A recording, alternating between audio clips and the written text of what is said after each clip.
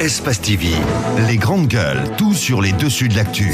Ahmed Kamara, Zachary Milimono, Roby, Mohamed Djibril Kamara, Moussa Moïse Silla, Lamine Girassi forment les grandes gueules.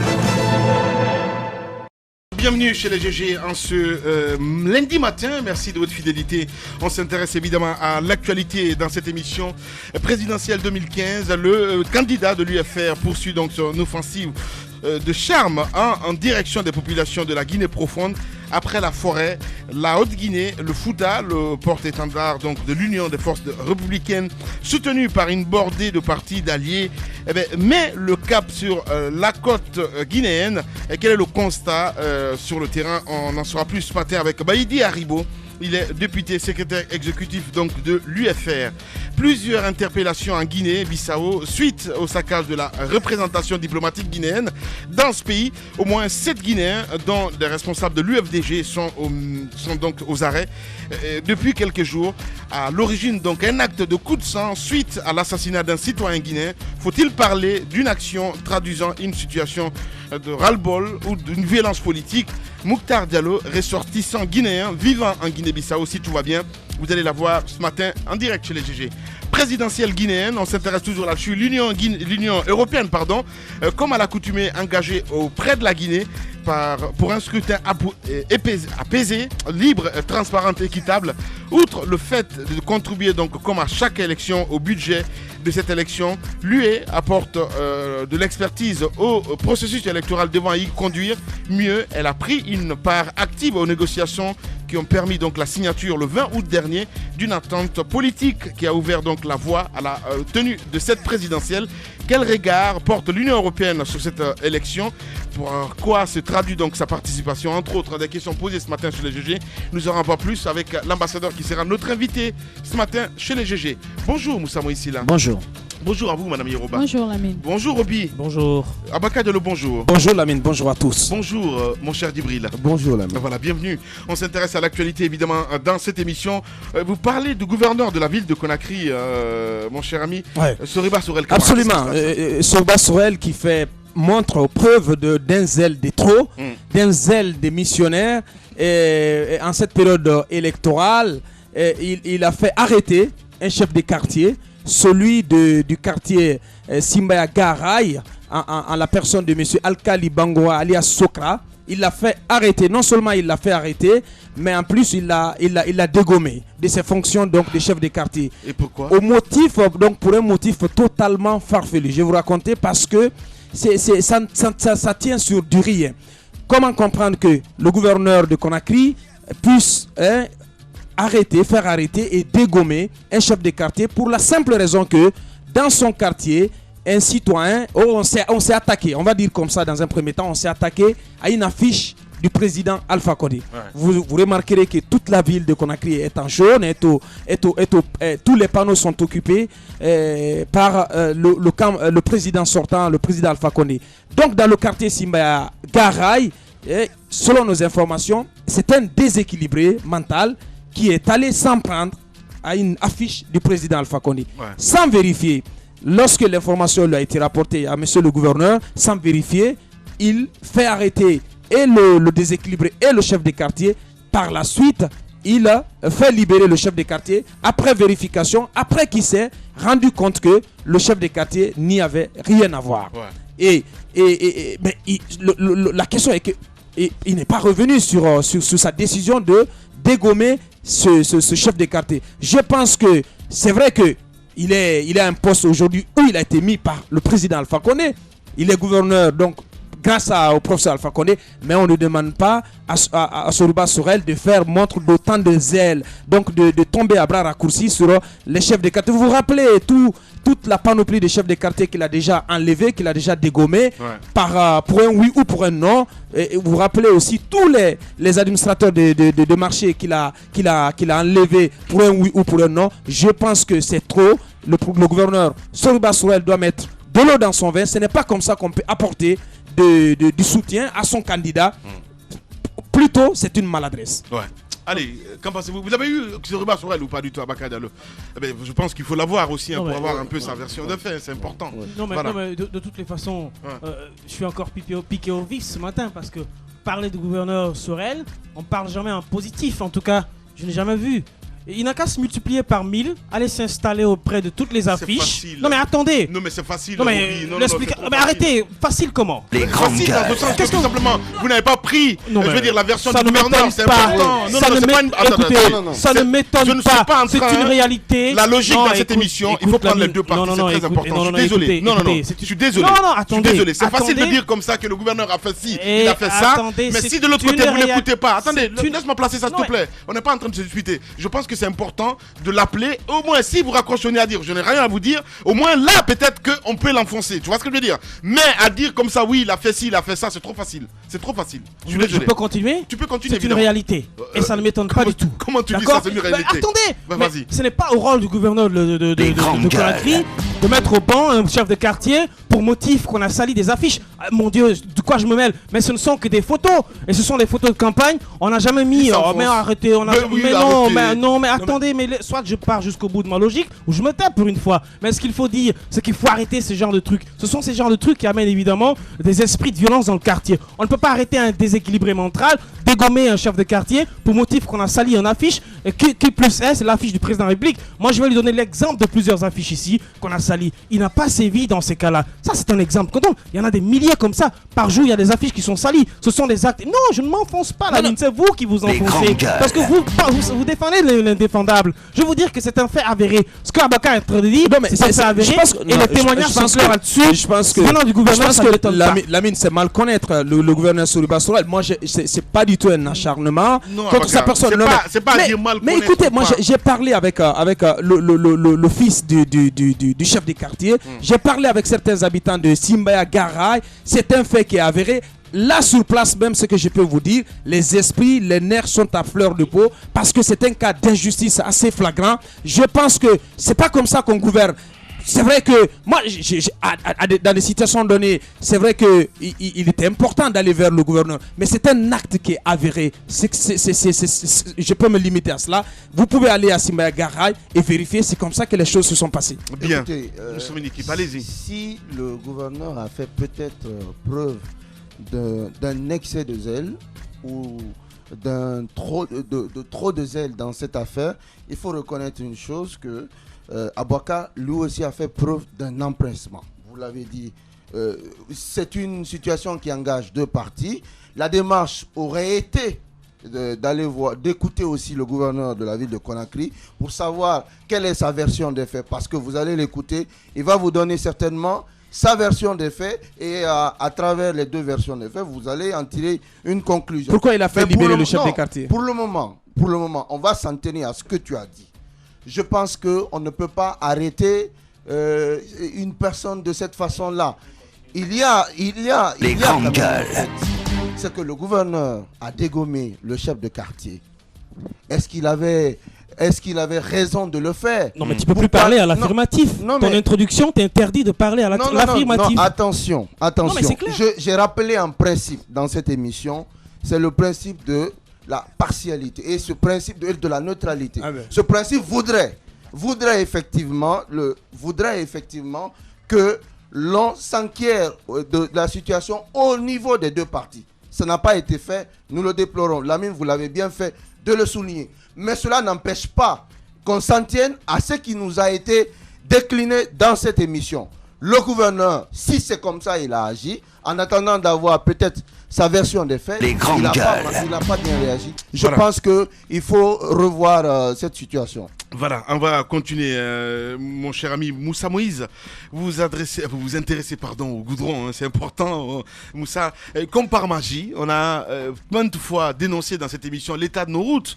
Finalement, à la fin de compte, vous êtes intéressé aussi à ce dossier, Moussa Moïse. Les voiries urbaines dans Ouais. la ville de Conakry, on en parlait, je pense, la semaine dernière. Ouais. On a parlé de ces nids de poudre, de ces nids d'hippopotame, parce que ça prend une telle proportion que vous avez l'impression quelquefois que votre voiture peut disparaître une fois tombée dans l'un de ces trous. Mais ce que l'on remarque et qui frappe à l'œil dès que vous sortez au niveau de certains grands carrefours qui étaient critiques, comme celui du centre émetteur, le carrefour qui fait face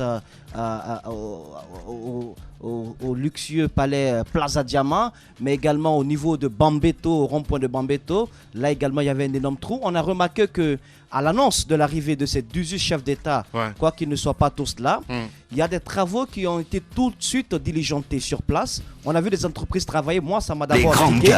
Je cherchais à savoir, est-ce que le fonds d'entretien routier, puisque c'est quand même du ressort de ce fonds de faire ce travail, en accord bien entendu avec la direction nationale de l'entretien routier, sous la supervision du maître d'ouvrage qui est le ministère des Travaux publics. Ouais, est-ce que tout cela a été concocté par ce secteur?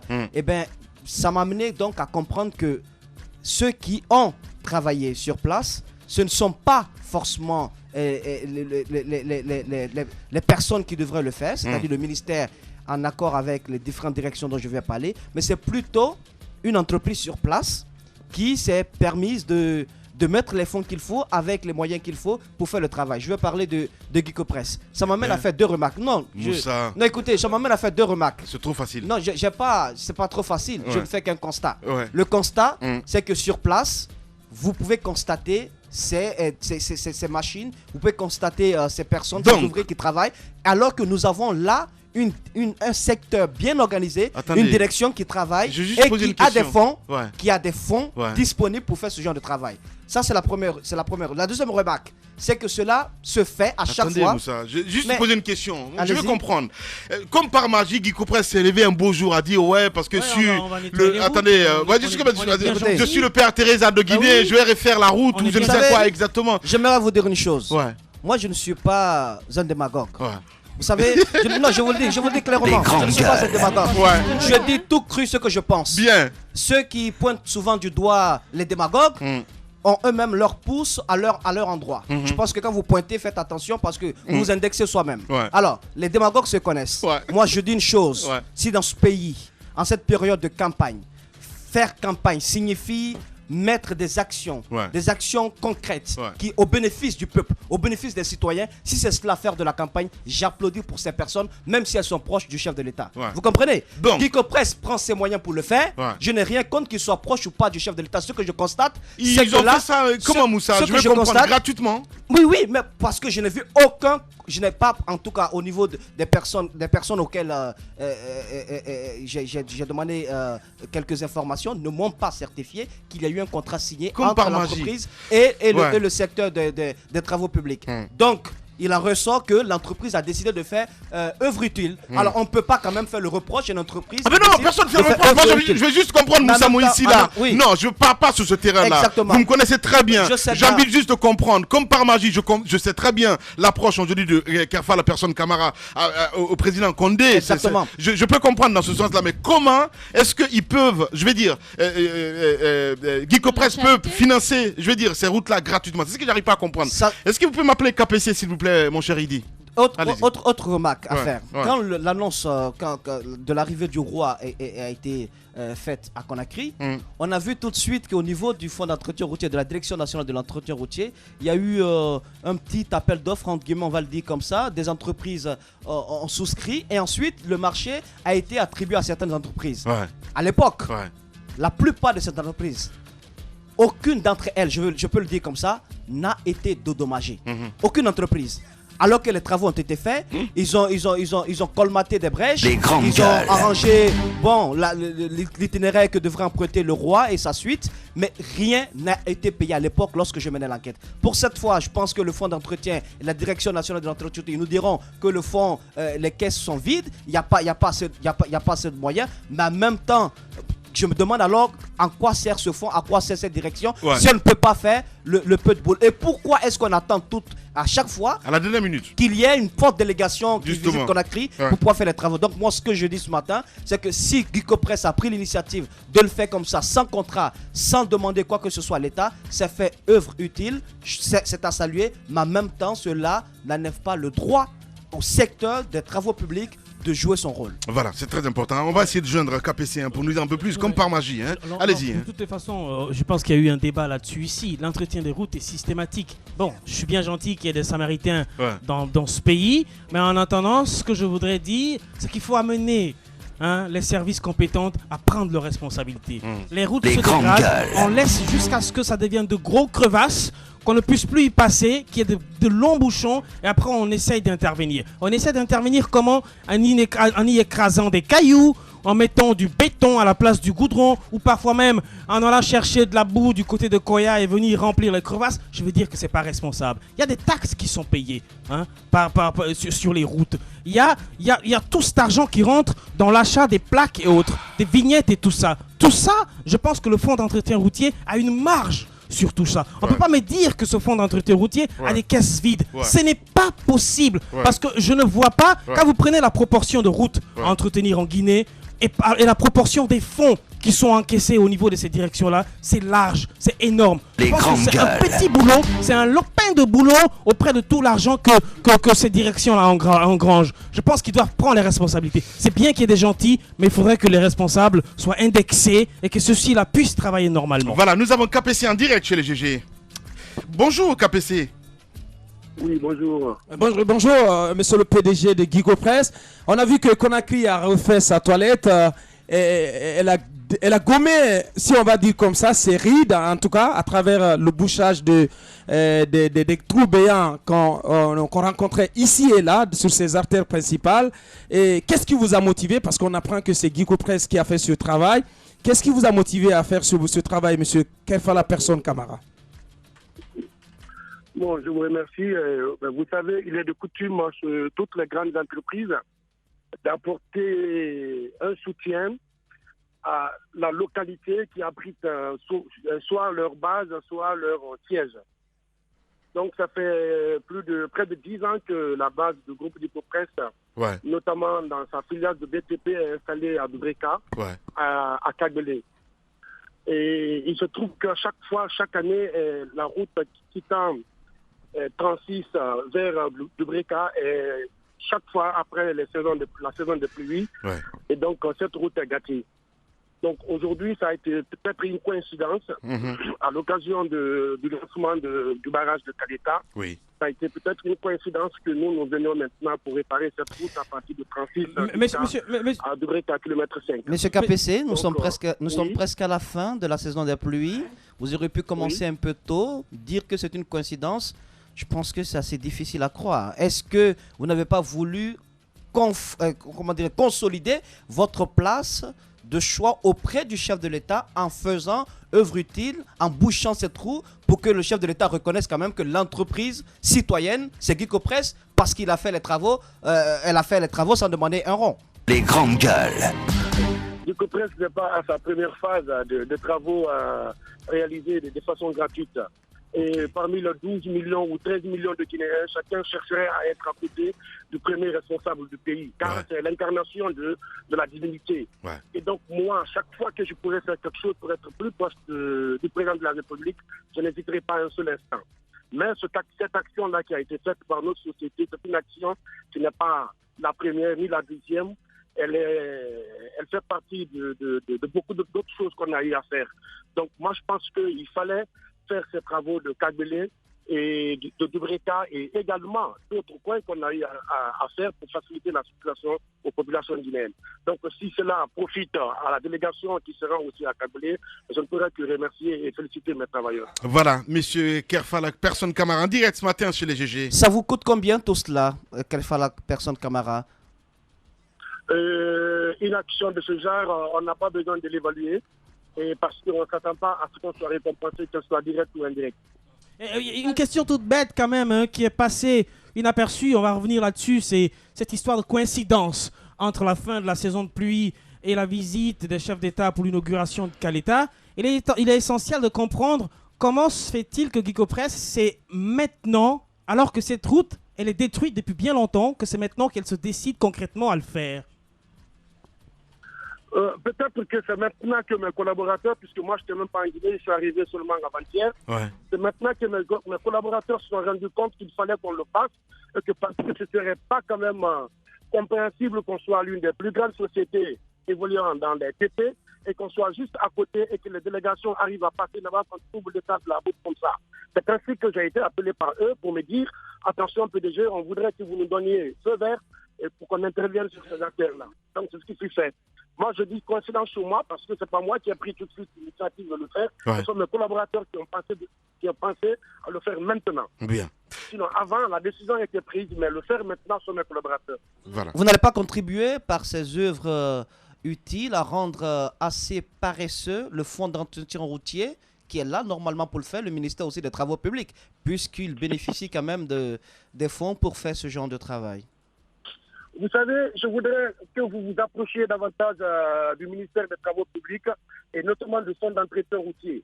Le fonds d'entretien routier ne doit pas rester comme ça sans vous expliquer la façon dont ils arrivent à mobiliser les fonds pour traiter les routes à Conakry. Ouais. Aujourd'hui, l'état de nos routes ont dépassé le budget annuel, même du pluriannuel du fonds d'entretien routier.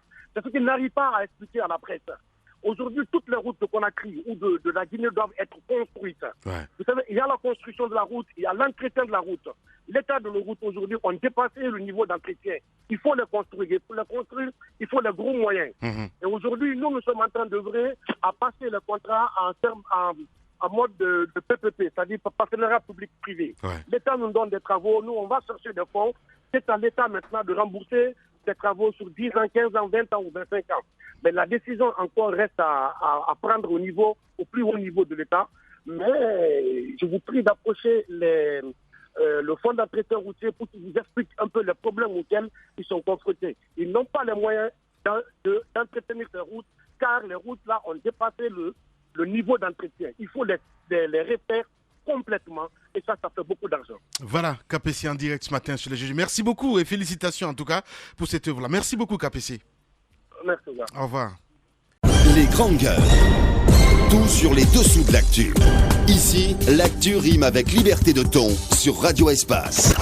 Voilà, on va continuer notre émission à Bakadjal. On vient d'écouter KPC. Il faut le rappeler aussi, nous sommes le 28 septembre. On ne peut pas passer inaperçu. Oui, je pense que Moussa l'a dit. KPC a fait œuvre utile sans attendre un seul radis de l'État. Et je pense que c'est une action à saluer. Vous l'avez dit aussi, c'est le 28 septembre. Cela fait 6 ans que les victimes, leurs proches, les associations de victimes et les organismes de défense des droits de l'homme attendent en tout cas que justice soit faite depuis ce massacre des tristes mémoires. C'était le 28 septembre 2009. Donc aujourd'hui, c'est tout ce qu'ils peuvent espérer, tout ce qu'ils demandent, parce qu'ils sont fendus d'une déclaration qui a été publiée le dimanche, tout ce qu'ils espèrent et demandent aux candidats, en tout cas en lice à cette élection présidentielle, c'est de faire en sorte que un procès puisse enfin se tenir, en tout cas au plus tard dans le premier trimestre de 2016, pour que justice soit faite, pour que la sorte de justice de toutes ces victimes et de leurs proches soit enfin étanchée. Allez-y madame. Oui, le 28 septembre, une date quand même finalement aux multiples significations en Guinée, parce que l'on se souvient quand même du 28 septembre 1958, date à laquelle le peuple de Guinée a dit non au référendum du général Charles de Gaulle qui a précédé l'indépendance de la Guinée. Mais l'image a été ternie le 28 septembre 2009, vous vous souviendrez, avec la mort de plus de 150 Guinéens, mais aussi de plusieurs femmes qui ont été violées. Jusqu'à présent, justice n'a pas été rendue. Aboubacar Diallo l'a dit, malgré les multiples inculpations.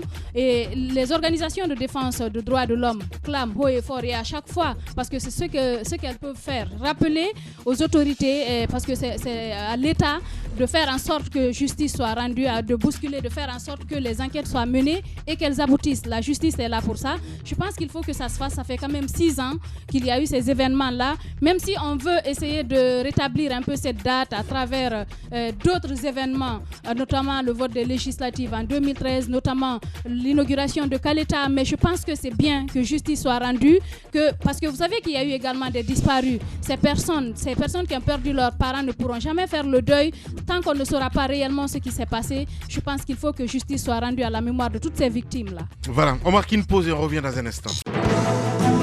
9h, 10h30 sur Radio Espace Guinée. Retrouvez les grandes gueules ou le débat citoyen sur la radio d'opinion. Savoir et comprendre l'actualité. Et c'est jusqu'à 10h30 sur cette antenne. Nous allons partir sur le terrain d'où nous attend Baïdi Haribo. On va essayer de prendre un petit peu la température de ce côté, la campagne de l'UFR. Eh ben oui, il le dit à Bakadialo, donc le candidat de l'UFR poursuit donc son offensive de charme en direction des populations de la Guinée profonde. On va y aller, Idiba, c'est comme vous voulez. Et dans la deuxième partie de l'émission, mesdames et messieurs, notre invité ce matin, c'est monsieur Gérardus Julien, il faut le rappeler, ambassadeur, chef de la délégation de l'Union européenne en Guinée. On y va là-dessus, Abakar. Vous vous intéressez à l'UFR ce matin? Oui, l'UFR et d'autres partis en liste à cette élection présidentielle qui ont pris d'assaut la Guinée profonde. Vous vous rappelez, c'est à Zélékoré que le candidat de ce parti a lancé sa campagne. Ensuite, il a fait toute la forêt, il est remonté par la Haute-Guinée et pour mettre cap sur le Fouta. Ensuite, sur la Basse-Côte, il était où il est en train de séjourner actuellement. Donc, c'est important de savoir quel est le regard aujourd'hui de l'UFR sur le déroulement de cette campagne électorale. Il faut le rappeler, émaillée par endroits par quelques actes de violence. C'est important aussi de savoir quelles sont les attentes de ce parti sur, en tout cas, l'issue de cette élection présidentielle. Est-ce que, à ses yeux, toutes les conditions aujourd'hui sont réunies pour un scrutin transparent le 11 octobre? Donc, ce sont quelques questions que nous aimerions bien poser à l'honorable Baïdi Haribo. Voilà, que nous allons joindre dans un instant. Tamba, bonjour, bienvenue, bonjour. Bonjour Lamine, bonjour à Voilà, allez. Et surtout les images. Ouais, Est-ce que les images, oui, les images que nous voyons à la télévision, c'est important de le dire, puisque nous avons quand même des journalistes qui suivent ces différentes délégations, ces différents candidats en liste pour le scrutin présidentiel.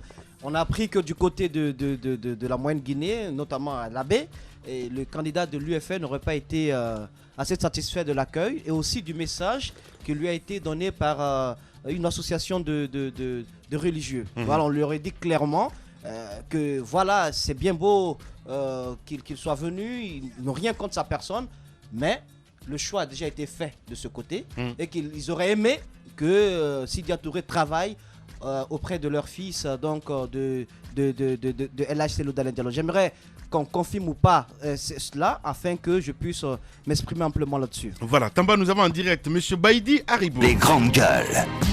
Monsieur Haribo, bonjour.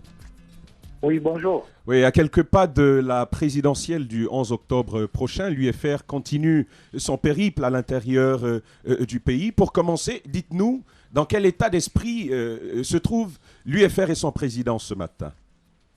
Oui, on est dans un bon état d'esprit. Partout où on est passé, vraiment, nous avons vu que les populations adhèrent massivement au programme de l'UFR et surtout à la personne de M. Sidi Touré, qui est notre candidat. Même avec... Et mieux que ça, franchement, je peux dire aujourd'hui que c'est le candidat qui travaille énormément à rassembler les Guinéens et qui fait en sorte que vraiment qu'il y ait une sorte de contact direct avec les populations dans les hameaux et dans les villages. C'est d'ailleurs qu'il a privilégié. Monsieur Baïdi Haribo, il n'y a aucun candidat qui va vous dire que les populations n'adhèrent pas à son programme de société ni ne mobilisent pas de foule. Les images en témoignent. Il y a une guerre énorme d'images à ce niveau-là. Mais qu'est-ce qui va faire la différence le 11 octobre? C'est ce qui est important. Oui, je dis que c'est la personnalité du candidat qui fera le 11 octobre. Et franchement, Sidi Touré a une longueur d'avance sur les autres candidats. Et aujourd'hui, il a privilégié les visites dans les villages et puis surtout dans les sous-préfectures pour mieux parler aux Guinéens en direct et non pas vraiment les grands meetings comme on a l'habitude de voir. Ouais, mais cela sous-entend, Babacar, on ne peut pas laisser passer ça. Ouais, c'est bien c'est une campagne de proximité, on le voit, on le sent. Mais en même temps, à défaut de ne pas mobiliser du monde, parce que nous, on le pense vraiment dans ce sens-là, parce qu'à l'abbé Moussa le rappelait tout de suite, je veux dire, c'était vraiment une douche froide. Une douche froide. Absolument. Oui. Je ne comprends pas ce que vous voulez dire. Est-ce qu'il faut parler d'un changement de stratégie parce que vous n'arrivez pas à mobiliser à certains endroits du territoire national. Laissez-moi poser la question, honorable. On a vu brusquement que vous avez changé de fusil d'épaule en termes de stratégie. Vous allez de porte, vous faites du porte-à-porte. Est-ce que c'est parce que vous ne réussissez pas à mobiliser dans certaines parties du pays? Non. Alors vous n'êtes pas du tout dans vraiment les informations réelles. Bon, on a des représentants quand même du côté. Ouais. Allez-y. Partout on est passé, on a mobilisé. Mais à la place de la mobilisation des grands meetings, nous avons privilégié plus le contact direct et le contact de proximité. Partout où on est passé, honnêtement, les militants de l'UFR sont sortis énormément pour applaudir et accueillir le candidat de l'UFR. Celui qui vous le dit, ou celui qui le dit que l'UFR ne mobilise pas, franchement, c'est qu'il est de mauvaise foi. Non, mais c'est juste un constat, Baïdi Haribo. Vous dites que nous ne sommes pas sur le terrain. Il y a nos équipes quand même qui accompagnent tous ces candidats à l'intérieur du pays. Mais vos équipes, donc, ne vous pas... Les grandes gueules. Monsieur Haribo. Oui, donc, quand vous envoyez les images. Monsieur Haribo, nous avons les images. Du côté de l'AB, expliquez-nous concrètement du côté de l'AB ce qui s'est passé. Parce que la nouvelle stratégie porte-à-porte a commencé à partir de la Moyenne Guinée. Puisque vous vous attendiez à un accueil assez... un accueil triomphal, et puis vous vous êtes rendu compte que du côté de la Moyenne Guinée, surtout à l'AB, que tout était déjà damé. Est-ce qu'on ne vous a pas dit une association de sages? Monsieur... Mais c'est ça le problème. Vous ne laissez alors là, les grandes gueules n'ont aucun problème, Baïdi. On vous pose une question, vous répondez directement. C'est aussi simple que ça, mon cher ami. Allez-y, Moussa. À l'AB, on ne vous a pas dit que le choix a déjà été fait. Et qu'ils aimeraient que vous travailliez auprès de Laïselo Dalen Diallo, ce qui aurait frustré quelque part le leader de l'UFR. Mais vous parlez plus à ma place, vous répondez tout, vous connaissez tout. Les grandes gueules. Vous m'appelez pour parler. Monsieur Baïdi. Pourquoi vous m'appelez pour parler? Monsieur Baïdi. Il s'énerve. Vous m'écoutez, je parle ou bien vraiment vous continuez à parler? Mais non, mais c'est ce qu'on fait. On vous pose des questions, vous répondez, monsieur Baïdi. Vous ne posez pas de questions, vous posez, vous répondez. Allez-y. On dirait que vous êtes présent. Allez, on se calme, allez-y. Maintenant, ce que vous avez dit qu'on a changé de stratégie à partir de la Moyenne Guinée, c'est qu'à chaque région, c'est réalité.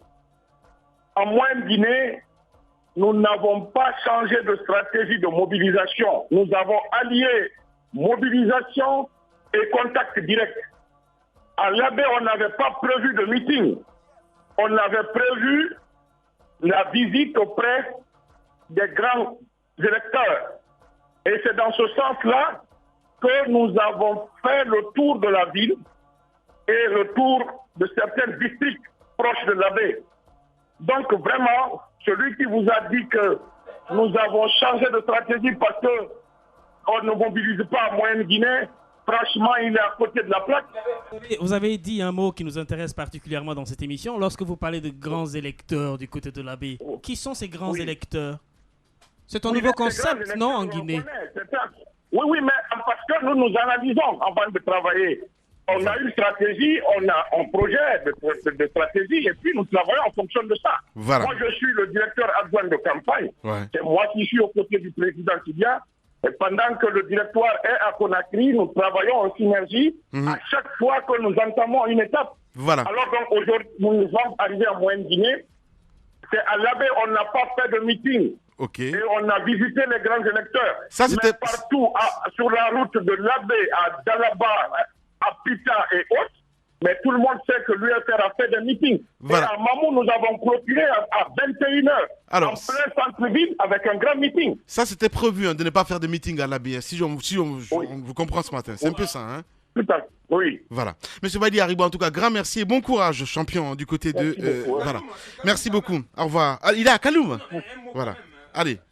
Quand même sur Kaloum, forcément, qu'est-ce qui est prévu dans les jours à venir par rapport à Conakry?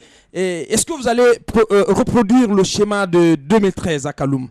Parce qu'on apprend qu'il y a un nouveau shérif du côté de Kaloum. Il se fait appeler Bobodi, qui aurait déjà tout calé du côté de Kaloum. Hein? Le mec a plusieurs balles. Vraiment, moi, je ne sais même pas ce que vous dites là. Vous ne connaissez pas Bobodi? Moi, je ne connais pas, franchement, ce que vous êtes en train de dire. C'est vous qui avez vos réalités là. Honnêtement, je vous le dis, je ne connais pas une autre réalité à Kaloum, à part la réalité de l'UFR. Bien, voilà. Quand on va venir à Kaloum, ce n'est même pas Kaloum, parce que nous, on dépasse maintenant les histoires de Kaloum ou de Tioké. On est sur la Guinée. Bien. Kaloum est un appendice de l'UFR. Bien. Je crois sur la Guinée. Mieux que ça, le jour où on va rentrer à Conakry, on ne serait pas shérif ou on ne serait même pas Kaloum. C'est la Guinée et Conakry qui va nous recevoir. Et ça sera très grandiose. Bien. Et ça, j'en appelle aux militants d'être mobilisés et d'être prêts. Bien. Et parce qu'on arrive. La plus grosse erreur, Baïdi Haribo, ça serait de minimiser l'adversaire. Hein. Vous dites que vous ne connaissez pas Baïdi Haribo. Ça, c'est langue de bois. Bobo dit, vous dites que vous ne le connaissez pas. Non, parce que moi, ça dit qu'on me dit des choses que je ne connais pas. Je dis que je ne connais pas. Voilà, langue de bois. Bien, voilà. Merci beaucoup à Baïdi Haribo. Merci beaucoup, mon Baïdi. Politiciens véreux, fonctionnaires corrompus, promoteurs immobiliers voyous, justice passive. La Guinée devient-elle mafieuse ? Les grandes gueules d'Adafo Média ne lavent pas plus blanc, mais vous permettent de défendre votre pays en vous informant. Avec les grandes gueules d'Adafo Média, dénoncez les turpitudes, nous garantissons le secret des sources. Envoyez vos documents à espacefmguinée.info, rubrique Contact. Les grandes gueules d'Adafo Média, ou le socle de la liberté d'expression en Guinée. Voilà, dans un instant, notre invité va s'installer dans ce studio. Vous êtes très nombreux à nous écouter et à nous envoyer des messages en direct dans cette émission. On va s'intéresser un peu plus tard là-dessus. Il faut le rappeler aussi, plusieurs interpellations en Guinée-Bissau suite au saccage donc, de la représentation diplomatique guinéenne dans ce pays. On en parle ce matin avec M. Mamadou Mouktar Diallo, ressortissant guinéen, donc vivant du côté de la Guinée-Bissau. Djibril, on s'intéresse évidemment à ce sujet dans un instant. Avant de recevoir, vous avez écouté Baïdi Haribo, mon cher? Bon, on l'a écouté. Ce que j'aimerais dire, c'est qu'on aime souvent dire que la colère est l'énergie de la faiblesse. Ouais. Et le fait que M. Baïdi se soit énervé est symptomatique de l'accueil mitigé dont a fait l'objet l'UFR, notamment à l'AB. Je pense que l'UFR, il n'est un secret pour personne, paye aujourd'hui les frais de sa rupture brutale avec Cellou Dalein Diallo, dont Cellou Dalein Diallo, dont l'abbé est la chasse gardée, parce que il faut rappeler que beaucoup n'ont guère apprécié le fait qu'il y ait rupture de cette idylle politique entre l'UFR et l'UFDG. Donc moi je ne suis pas surpris que l'UFR n'ait pas ratissé large en Moyenne-Guinée. C'est tout sauf une surprise pour moi. Je pense qu'aujourd'hui, plus globalement, le message qui a été envoyé à l'UFR en Moyenne-Guinée prouve aussi à suffisance que l'UFDG a un ancrage assez profond en Moyenne-Guinée et qu'il ne faille pas s'amuser à rompre brutalement avec celui qui est considéré là-bas comme un champion, en l'occurrence Cellou Dalein Diallo. Voilà, le temps pour notre invité de s'installer dans ce studio, mesdames et messieurs, vous le voyez à l'écran évidemment. On va essayer de faire lecture de quelques messages en live dans cette émission. Gabriel qui nous écrit, qui dit, voyant Soriba Sorel, il ressemble à un enfant qui se cache derrière donc les jambes de sa mère, et bien voilà, soyez franchement responsables.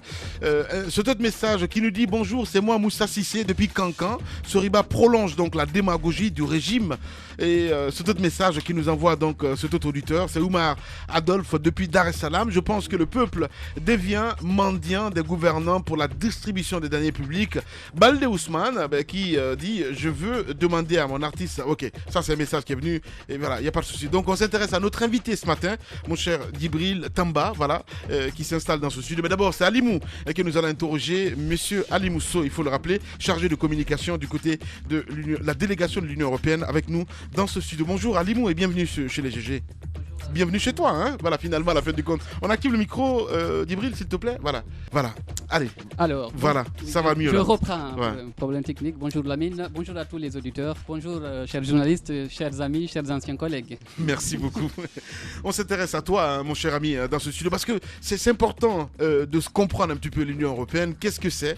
D'abord, le rôle Alors, voilà, rebonjour. Il faudra peut-être plus s'intéresser à monsieur l'ambassadeur à ma droite, monsieur Gérardis Gillen, avec lequel je suis venu donc. Et c'est pour parler peut-être de la délégation de l'Union européenne et donc de l'institution en tant que telle de façon générale. Il reviendra dessus dans les détails. Ce qu'il faut comprendre, c'est que la délégation de l'Union européenne en République de Guinée et la représentation, elle représente donc l'Union européenne en tant que telle. Et en tant que telle, elle suit et renforce dans ce cadre les relations bilatérales entre la République de Guinée et l'Union européenne dans le domaine des relations politiques, économiques, commerciales et de coopération. La délégation donc coordonne les actions de l'Union européenne en étroite collaboration avec les États membres représentés ici, et cela à partir du traité de Lisbonne que vous savez qui est entré en vigueur en janvier 2009 si ma mémoire est bonne. La délégation est une mission diplomatique, donc elle fonctionne un peu comme une ambassade, à la différence que la délégation ne délivre pas de visa. Bien. Parce que les fonctions et les rôles consulaires sont dévolus aux États membres représentés en Guinée, en l'occurrence ici l'Allemagne, la France, l'Espagne, la Belgique maintenant, je parle sous le contrôle de l'ambassadeur, et le Royaume pour les visas. Et le Royaume-Uni, donc il délivre les visas en Guinée. Le représentant de la délégation en Guinée est un ambassadeur et on l'appelle ambassadeur chef de délégation. Bon, parfois on entend représentant de l'Union européenne, délégué de l'Union européenne, ambassadeur, mais c'est ambassadeur chef de délégation de l'Union européenne. Voilà, le décor est planté. On va dire bonjour à monsieur l'ambassadeur. Bonjour et bienvenue chez les GG. Oui, bonjour et merci pour cette occasion. Merci pour votre invitation. Bonjour à tout le monde. Une journée très spéciale aujourd'hui. Je pense que c'est bon d'avoir pensé un instant à toutes les victimes du 28 septembre. Vous en avez parlé ce matin dans l'émission. Aussi vos collègues qui ont malheureusement disparu ces derniers temps. Il y en a eu plusieurs dans le métier, donc j'ai une pensée particulière pour eux ce matin. On va peut-être revenir là-dessus. Mon collègue Alimou, c'est le plus grand défenseur de la délégation de l'Union européenne, comme vous avez déjà pu constater, donc m'accompagne aujourd'hui. Je viens au GG, parce que je vais peut-être commencer par une petite note personnelle. Les GG, c'est moi aussi, parce que je m'appelle Gérardus Gillen. Oui. D'accord, voilà. Donc c'est une belle occasion que vous m'offrez. Je ne sais pas si je m'introduis juste quelques mots. Allez-y. C'est vrai que je suis dans les relations ACP, c'est-à-dire Afrique, Caraïbes, Pacifique, Union européenne depuis longtemps. J'ai travaillé plus en Afrique finalement qu'en Europe. Donc c'est mon métier, c'est mon 4e pays de l'Afrique de l'Ouest où je travaille dans cette coopération, après la Guinée-Bissau, le Bénin et le Burkina. Donc je suis un peu chez moi. J'ai fêté mon premier anniversaire en Guinée. Grande tradition au Brésil, quand un enfant naît, on ne fête pas encore, on fête quand il fête son premier anniversaire, parce que là on sait qu'il a survécu, il a tenu. Donc voilà, j'ai aussi tenu ma première année en Guinée, une année pleine de défis, avec la riposte contre l'épidémie d'Ebola et la situation politique en anticipant sur les élections présidentielles et communales et communautaires qui vont suivre. Donc 2 grandes priorités un peu transversales pour nous, dans ma première année, avec tout le reste qu'on fait. Parce qu'il est clair que pour l'avenir de la Guinée, ce sont ces 2 points-là qui doivent être réglés. S'ils arrivent à bien maintenant aller jusqu'au bout dans la maîtrise de l'épidémie d'Ebola, et aller jusqu'au bout dans le processus de normalisation, je dirais, du processus démocratique, avec une 3e élection démocratique réussie, je pense que la Guinée peut être bien partie. Bien. On va évoluer, Tamba. L'autre question. Oui, voilà, vous nous tendez la perche en parlant de processus électoral. Nous parlons bien entendu du rôle de la mission, et si vous voulez, de la délégation de l'Union européenne dans ce contexte électoral. À quoi est-ce qu'il revient finalement? Parce qu'on sait que l'Union européenne a été auprès de la Guinée lors de la négociation des nombreux dialogues que nous avons obtenus. On se demande finalement quel est le type de mission que vous jouez dans le contexte électoral guinéen. Bon, tout d'abord, nous avons un intérêt tout à fait partagé et commun entre l'Europe et la Guinée et l'Afrique en général. Si l'Afrique va mieux, ce sera mieux pour l'Afrique et l'Europe. Donc je disais, nous avons tout à fait cet intérêt partagé entre l'Europe et l'Afrique, c'est de faire en sorte que l'Afrique aille mieux. Ce sera mieux pour tout le monde. sur tous les plans. Alors, comment est-ce que nous pouvons intervenir comme délégation de l'Union européenne, de concert avec nos États membres, de concert avec les autres partenaires internationaux, c'est d'accompagner les acteurs guinéens dans ce processus. En ce qui concerne la délégation, nous l'avons fait, je dirais, au moins par 3-4 manières, tout en se rappelant qu'on est dans un contexte différent que ces dernières années. La transition est terminée. Il n'y a plus un Conseil national de la transition. Il y a un Parlement élu, il y a un président élu. Entre-temps, la plupart des institutions démocratiques ont été créées. Donc le contexte est tout à fait différent maintenant que ce qu'il était en 2013 ou 2010. Il est important de s'en rendre compte, d'en être conscient. Ce qui fait aussi que nous devons agir d'une manière un peu différente. Comme communauté internationale, on est moins acteur, on est beaucoup plus accompagnateur qu'on a été dans le passé. Pour la délégation, ça signifie par la diplomatie, en contribuant au dialogue politique, en mettant en place des appuis au processus électoral. Et dernier élément que je peux mentionner, c'est la mission d'observation électorale européenne, qui est aussi un appui important pour ce processus électoral et je dirais de consolidation de la démocratie en Guinée, tout en rappelant, et on peut revenir là-dessus, tout en rappelant que la mission d'observation électorale est tout à fait indépendante de la délégation. Donc elle a même son propre siège temporaire ici en Guinée. Il est très important de le rappeler aussi parce qu'elle doit pouvoir travailler en toute indépendance. Voilà. Monsieur l'ambassadeur, dans un instant, on va vous retrouver évidemment pour continuer cette émission. On va parler beaucoup de secteurs et c'est très important. Votre plaisir. Vous, auditeurs, vous continuez à réagir. Soit vous nous envoyez des SMS GG au 8037, sinon l'autre numéro de téléphone, le 00224 657 39 13 13. Nous sommes aussi présents sur Facebook, mais aussi sur Twitter. On va essayer de relayer les infos. On revient dans un instant, une pause de 10 minutes et puis toute l'équipe des GG. 9h, 10h30 sur Radio Espace Guinée. Retrouvez les grandes gueules ou le débat citoyen sur la radio d'opinion. Savoir et comprendre l'actualité.